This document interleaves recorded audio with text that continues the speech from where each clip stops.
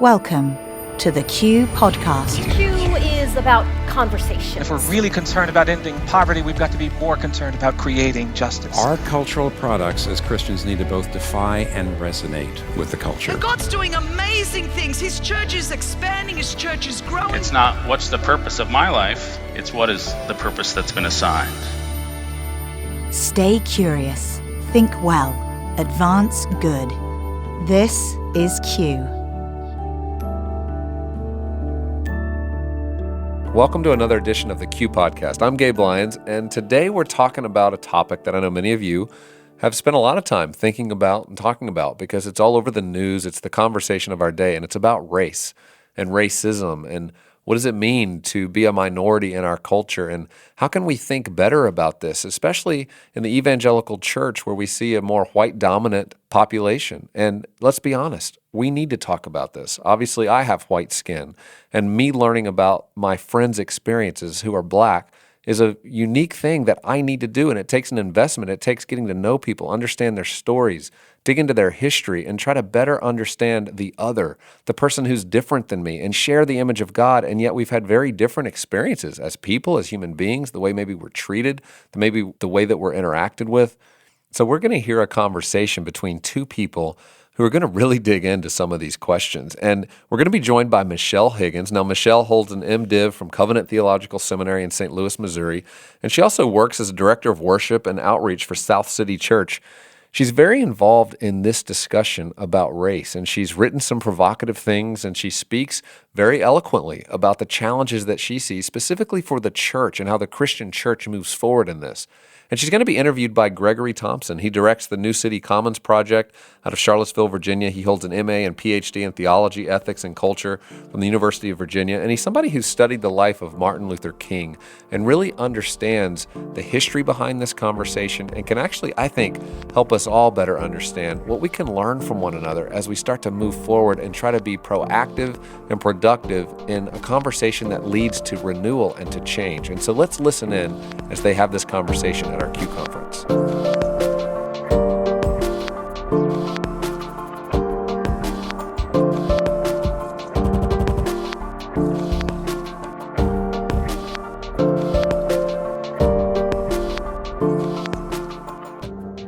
So one of the things that Michelle and I have talked about a lot is some of you will be familiar with the Boys' line about the color line being the line that runs through our own social history and continues to do that. And one of the things that a lot of us may not understand is that color line about race functions as a cataract, that it had a quality of opacity to it. And one of the functions of that was that so much of white America could not see what was happening on the other side of the color line, because remember, the logic of segregation was not so much to hate black people as to not see them, right, make them disappear.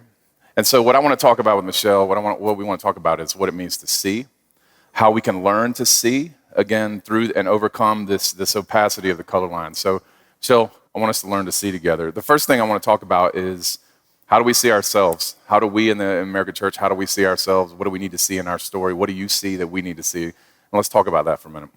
What I love is the dedication that a man named Brian Stevenson, the director of the Equal Justice Initiative, that's right, in Montgomery, Alabama, he says the key is truth-telling.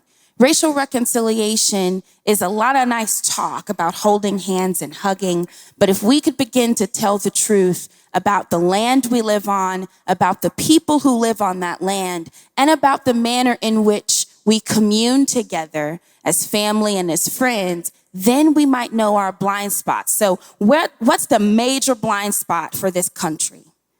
We made Native peoples invisible. In my city, there were the people of the mound, people who had ceremonial burial areas, Native tribes that were removed and their mounds shredded so that we could put beautiful bridges to baseball athletes and parks dedicated to Olympic figures. We covered the actual history of a land that we stole. And so truth-telling, I think, is step one. And also truth-telling will help us in the way that we worship, right? What's the truth about most, not just evangelical worship, but worship in the U.S.? It's white-centered.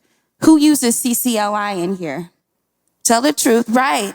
It's very white-centered. There's no understanding, there's no challenge to actually broaden and say, I might accidentally be teaching my congregation that Eurocentric worship is the only way to praise a God who sent his son not to Europe.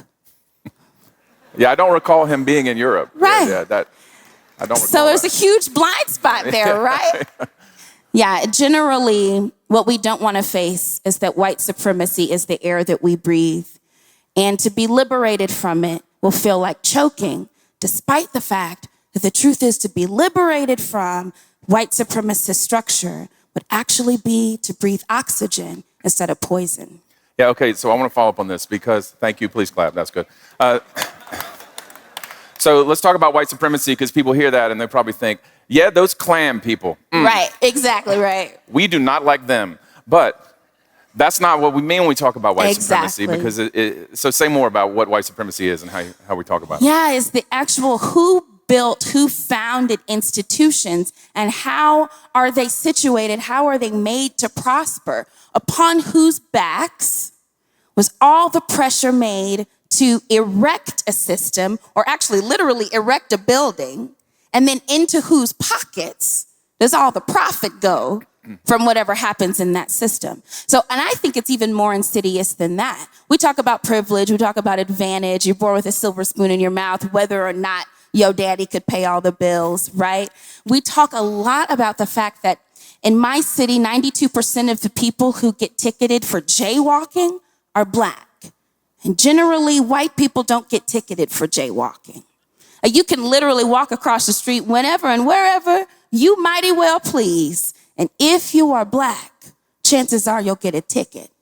What happens when we see that in the church? The silence that comes with refusing to talk about social issues. When we decide I will be silent about social issues, but I will amplify issues of addiction or my own sin. I want to lament and curse at myself because I'm such an evil person, but I don't want to lament and denounce evil structures.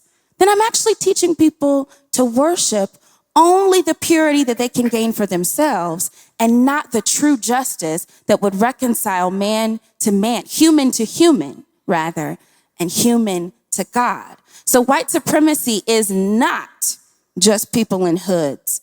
White supremacy is people who are so comfortable that they don't want to speak up.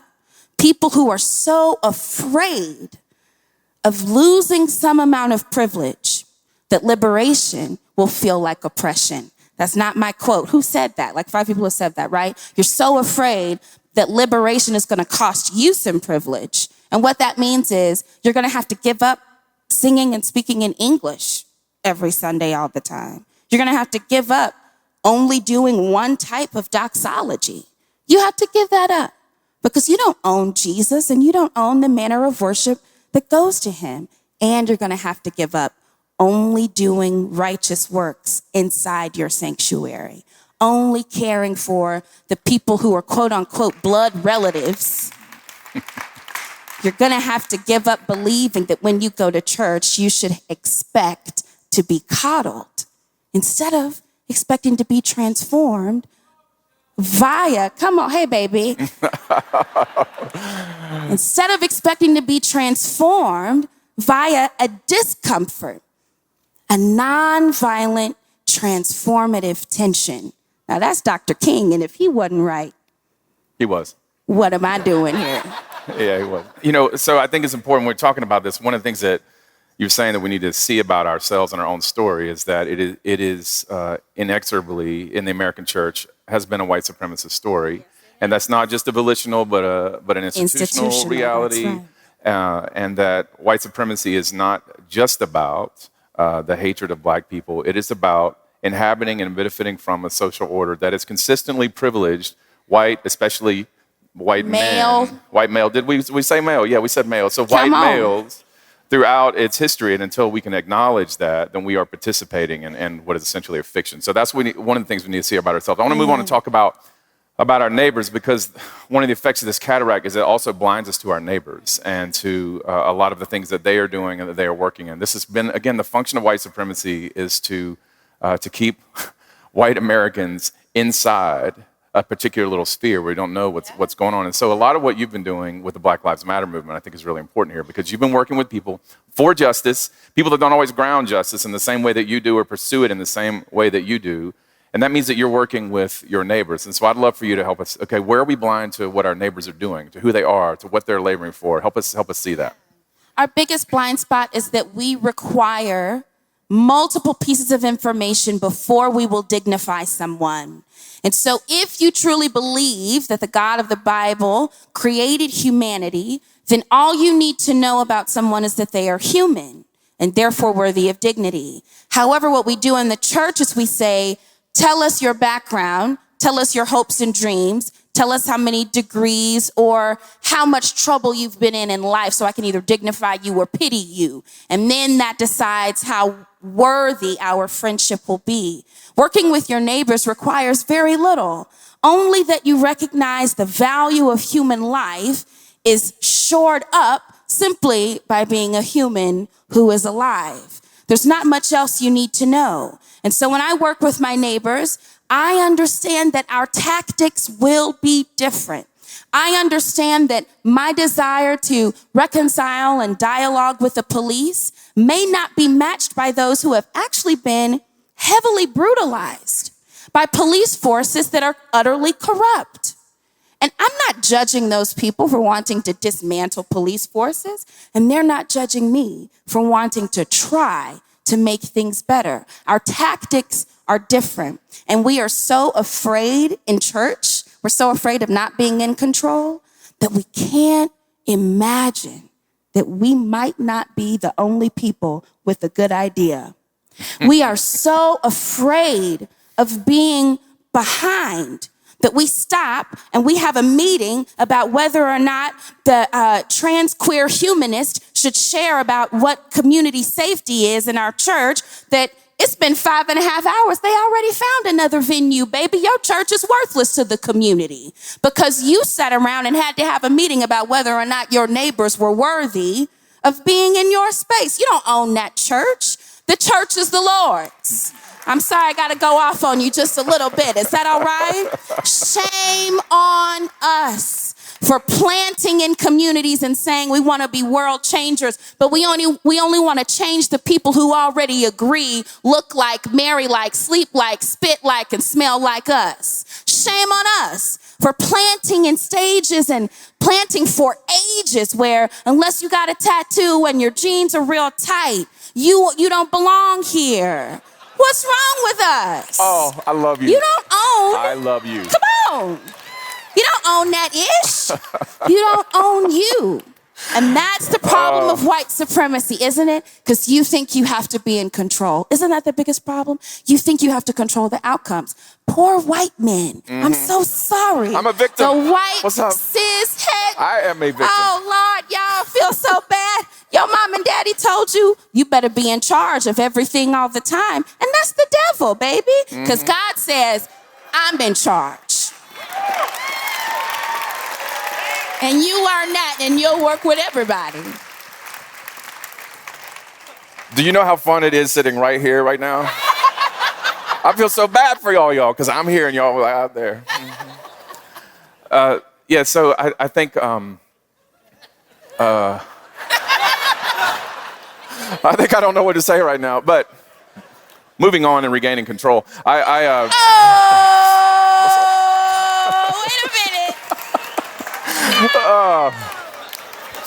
I need to have a quick committee meeting to figure out what I should say next. Truth selling. Bring it, Pastor. Come on, Greg. Right.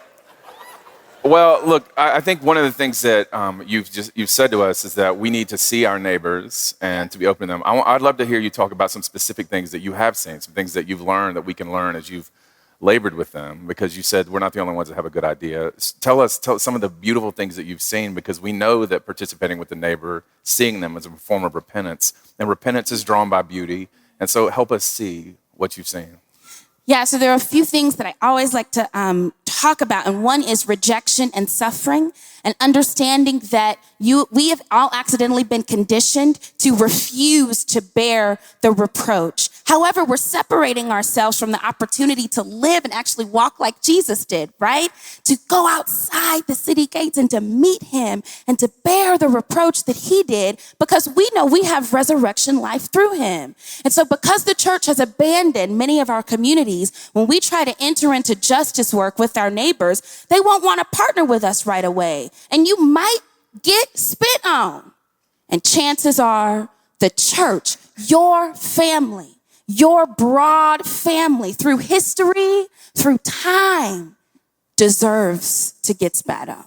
So you take that, and then you understand via the suffering of being rejected as the greatest person in the room, begin to understand that solidarity is only achieved through a humility that can only be embodied in someone who knows his or her own need, who knows their own need.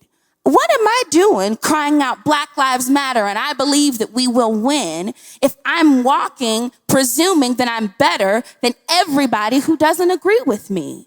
Humility is the only way to achieve a solidarity that brings about reconciliation. So very specifically, what we see is after we started Faith for Justice, it was more of a bridge organization through which Christians who had sympathy but wanted to turn that sympathy into action, they didn't quite know what to do because they were convinced that there were boxes people had to check off in order for them to be worthy to participate with Christians. We thought maybe, I don't know, some of the atheists was going to rub off or something. I didn't know the Holy Spirit was so weak that you could catch atheism and he would leave you. I didn't know that. So we start talking about how you ain't gonna catch atheism like the flu. Go and work with that person. All y'all wanna do is not get executed by a cop, okay? And we began to see something quite strange. We began to see fellow humans, and we began to understand. We began to actually understand what it looks like to pursue justice above pursuing being right about everything. Because now we're reformed, so you know we already think we're right about everything. So it's a really good lesson for the Presbyterian Church in America specifically, amen. It was a really good lesson for us to discover you might not have a handle on who God is, because God might just own everybody, even those who claim they do not know him or they despise him. So Faith for Justice actually began to lead Christians to go and sit at the feet of non-Christians. Seems ridiculous and backwards, but that was our first step, is embracing the thought that we might engage by being quiet. All right, in our last couple minutes together, I think we've been going there and talking about it, but seeing our mission together, we talked about what we need to see in ourselves, what we need to see in our neighbors, their glory, their wisdom. But let's see our mission. What have you seen? What do we need to see in terms of what the work ahead? Yeah, help us, because I think a lot of times we can be blind to what the mission is and what the labor is. So what do you see that we need to see? First of all, civic engagement. The church has been silent for too long. People who say we don't talk politics, we're afraid to talk politics. I'm not telling you to tell your congregation who to vote for. I'm telling you that when you see evil, you have a prophetic responsibility to call evil evil and to say there are destructive powers masquerading as ministers of faith, masquerading as witnesses of the gospel, and we have to tear that mess down. Some of those destructive powers occur in the way that we worship and fellowship together, don't they? They occur in the way that we choose to reach out to people. I will feed you if you sit in on this chapel service. Think about that. When was the last time Jesus fed everybody after the Beatitudes? Didn't he heal them first? In Matthew 4, didn't he heal them? And then he taught them. Didn't he do that? Didn't the afflicted come weary and worn and had their physical needs met? We're crazy to think social justice and social gospel are at odds with the gospel. Don't feed me that, because God fed me bread and then he saved my soul. So if Jesus did it wrong, then let me know. But that's one of the biggest places where we're failing. We refuse to engage on the political scene because we don't want to make people uncomfortable. And we refuse to get uncomfortable in our house because I built my house to make me feel better about being complacent. Tear down the idol that says you must be in control and you must own righteousness. Tear down the idol that's actually separating you from God, because God is not white, God is not male. God owns everything. And above all, he wants to teach you what the real truth actually is. Let's thank Michelle Higgins. All right.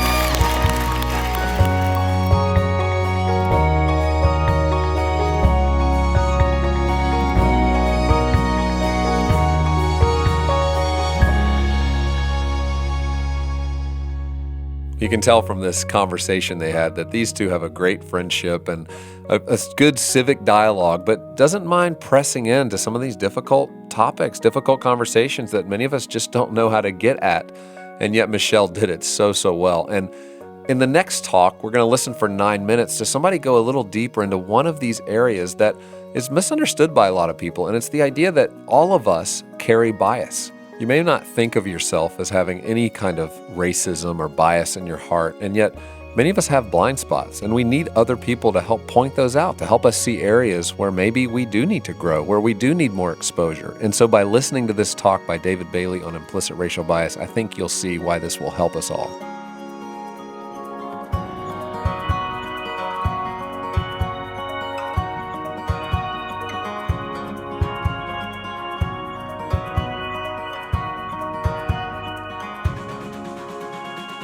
So I believe that the church should live and lead by example in the areas of diversity and reconciliation.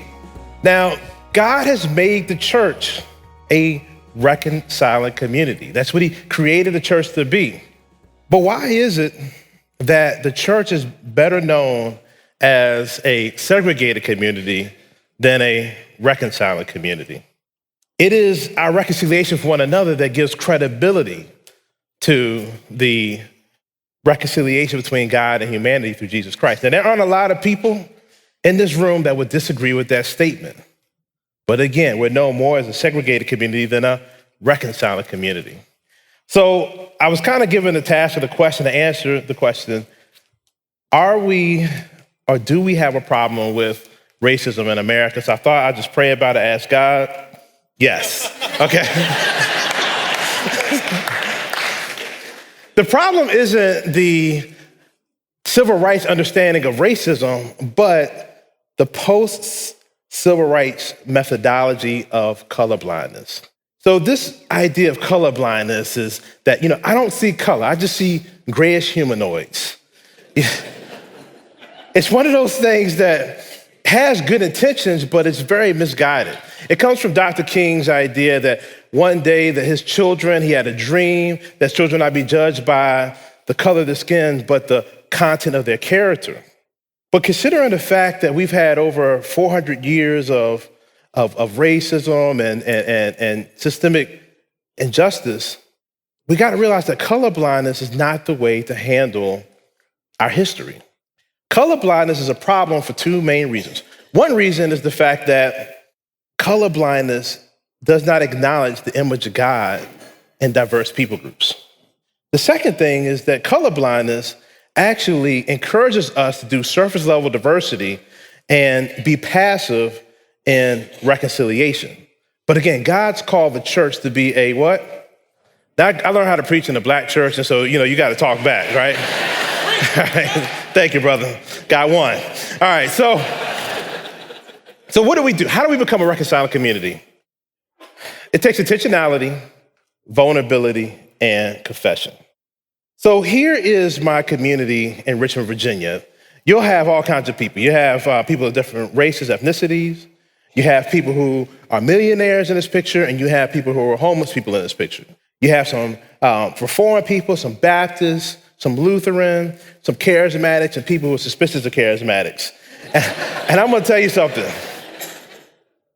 It takes intentionality to get this kind of diversity. This type of thing just doesn't happen on its own because we're all in our world doing what we do, and it makes sense to us. Now, here's one of the things that we thought. About 7 years ago, when we started this community, we thought that if we just got a diverse group of people together and just hope for the best, that we could be a truly multicultural community. But even with our good intentions aren't good enough. The thing that is challenging that we met was that we all have some level of implicit racial bias. Very few of us are Jim Crow racists. But we all have this idea that in our cultural understanding, there are some things that we think are just normal. But then you add the fact that we've had over 400 years of systemic racism, and then for 30 years, we practiced this like colorblindness and thought that it would just be okay. So then all racial biases would be gone. But racial biases are the type of things that when you have an association with something that might be associated with a person, a place, a thing, or an idea that might be associated with something racial, there are these just automatic, unconscious things that come up that make you react a certain kind of way. So let me give you an example. Gabe Lyons is over 6 foot tall. I'm pretty sure that Gabe Lyons has never been referred to as a scary white man, a big scary white man. But the term big scary black man is something that sounds normal to our ears. So then both Gabe and I are two mild-mannered type of guys. But if we were supposed to supposedly express some type of anger, then the perception of an angry black man is different than the perception of an angry white man. So implicit racial biases, they influence our friendships, our networks. How do we fund things? Who do we think is qualified for leadership? And also, it affects all types of important decision-making processes. So how do we overcome implicit racial bias? We have to have safe spaces to be vulnerable and discern our implicit racial biases. About 3 to 4 years into the birth of our community, we were on a staff retreat. And one of the African-American women who was on the staff, she said, "Hey, I am hungry for somebody to know me as a woman of color. I'm angry that we talk about racial reconciliation, yet we're not doing anything about it. And I'm just tired of having a code switch just to make white people feel comfortable." So her vulnerability actually encouraged me to say, you know what? I'm a little hurt too by the cultural insensitivities from our community. And the co-pastor, another African-American man, he said, you know, I'm really tired that I have to assimilate it to white cultural norms and I just can't be respected as a pastor. So here we were at a crossroads. We had to make a decision. Were we going to create a safe space of belonging for people to bear one another's burdens across racial and ethnic identity? Or were we going to make the dominant culture feel comfortable? And so we grew a lot as a community. And we, yes, did some education about the issues of race, but we really learned how to be a vulnerable community and a confessing community. So I'm just going to tell you a little bit of how things happened when Ferguson and Eric Garner choking incident came up. That was a very hard time for our community. It was a hard time for me personally. It was a hard time for those who were in this particular space, really caring and living and working out reconciliation. We decided to have a prayer service. And in our prayer service, we had a time of open prayer and lamenting about what was going on. And something that we learned as a community is that a Christian community cannot be a reconciling community if it's not a confessing community. And so in this prayer, there was a 70-year-old white man that's a retired engineer. He got up and he said, "God, before I came to be a part of this community, I didn't know anything about race, relations, and white privilege. I was ignorant. God, please forgive my ignorance and please forgive the ignorance of my white brothers and sisters because we just don't know." Then there was a white seminarian woman who was married to a Mexican man, and she said, "You know what, as a white woman, I would never know what it's like to be a African American or a person of color here in America. But what I can say is that I know what it's like to be married to an undocumented Mexican man. And every single time I hear somebody that says, I wish those dirty Mexicans would go back home, it's like a knife being thrust into my stomach and twisted. And she's praying this and crying and wailing. And then there was this youth pastor's wife, an African-American woman, that said, I'm a new mother to a beautiful baby boy, African-American baby boy, and my greatest fear is that I would lose my son to implicit racial bias. That day, we did not solve the problem of race, but we learned what it meant to be a reconciling community. We got a chance to practice what it meant to be a reconciling community. So, Q, I just want to leave you one question. When you go back home, will you lead your community to be a reconciling community or a passive community? Because a reconciling community is what the hope of the world is today. Thank you very much.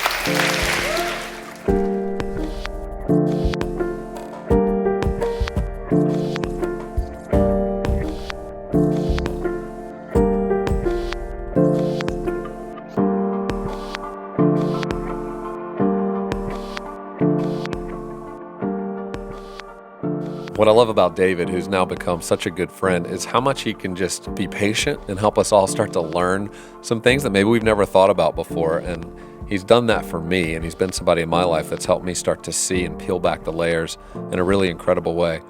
Well, as we conclude this podcast, I've got a free gift for you. I really want to give you something that we in our organization over the last year have been working very hard on so that we could help equip you to understand some of the best research, some of the ways in which you can better be informed as you engage the public square, in your workplace, your neighbors, people who maybe aren't so fond of religion and faith, but actually care about the world that we live in. And so this 60-page research study is something we're going to deliver to you digitally, and it's laid out in a beautiful way. In fact, some of you could take it and use slides as you're trying to educate and inform other people about what's happening in the world. Some of the data that's in here, one is that 95% of Americans actually agree on something, which you might be shocked by.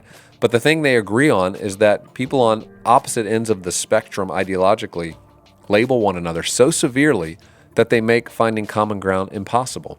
It's data such as that 46% of Americans believe that religion is part of the problem in our society. And so you're going to see not only the data, but we unpack what does that mean then for a person of faith to walk into this kind of a public square, this kind of a setting, and actually know how to lead.